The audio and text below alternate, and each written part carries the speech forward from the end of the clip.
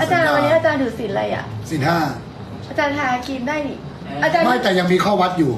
ยังต้องรักษาอยู่ ไม่ได้ให้อาจารย์ไปทาที่วัด ไม่ใช่ข้อวัด ข้อปฏิพฤติปฏิบัติ ไม่มีอีกแล้ว ไม่เนี่ยกูเล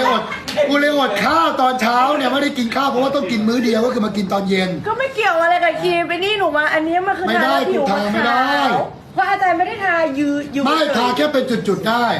แต่ไม่ถึงขั้นประทินผิว ใช่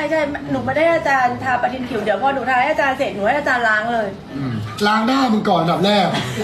มึงใช้กูล้างแขนมึงก็ต้องล้างหน้ามึงก่อนเคนซิ่งใช่ไหม ใช่ เคนซิ่งเคนซิ่ง แต่คลีนซิ่งอันเนี้ยคือดีอะไรรู้ป่ะอาจารย์คือคลีนซิ่งตัวนี้นะทุกคนล้างเครื่องสำอางวอเตอร์พูฟออกหมดจดเลย